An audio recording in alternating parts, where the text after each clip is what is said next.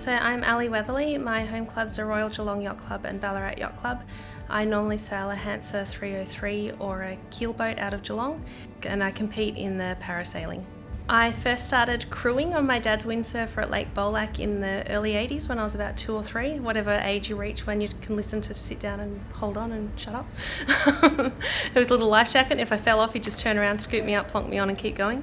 And he made us a windsurfer with a shower sail and a broomstick, and that was what we learnt to sail with. We used to practice on the lawn at the farm. We had little pieces of paper and he used to have us tacking up and down the lawn. We used to learn to pack spinnikers into buckets. That's strange things you do in the country when you don't have a water source. He used to take me out as part of a crew on an S&S 36 off Port Fairy at Port Fairy Yacht Club when I was about 12.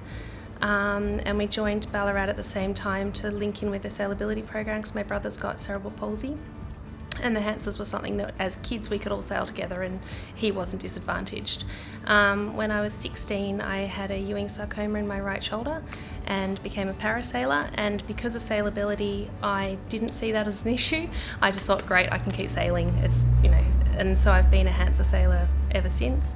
And I'm on a keelboat off Geelong on a 40-footer with a group that are just fantastic, supportive people, and my skipper occasionally lets me out of the cockpit when the weather's light now. I used to do the foredeck, but I broke my shoulder, so just confined to tactician and navigator these days, and helming when it's light.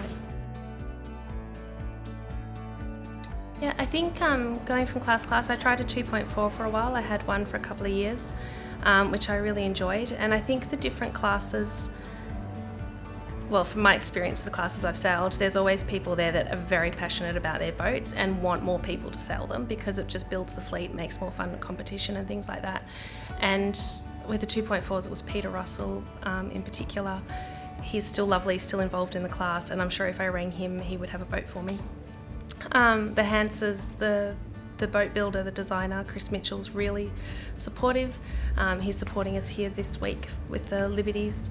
And there's lots of guys in that class that I've grown up with, in particular Bruce James, Murray Mitchell-Hill, David Staley, who's the Vice Chair of Paraworld Sailing.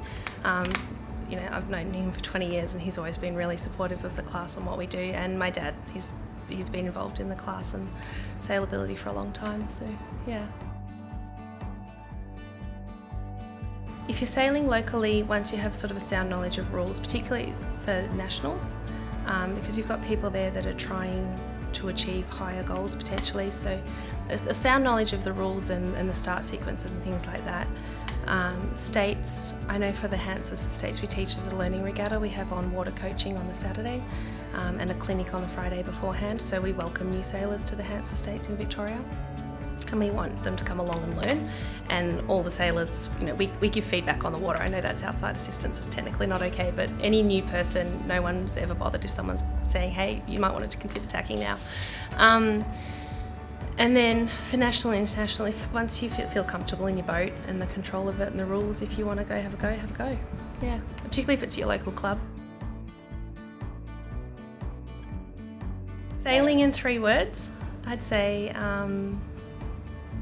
family, because that's what the class feels like, or the people in the class. Self-reliance, teaches a lot of independence, and it teaches you a lot about yourself. And therapy, it ticks the five boxes for good mental health.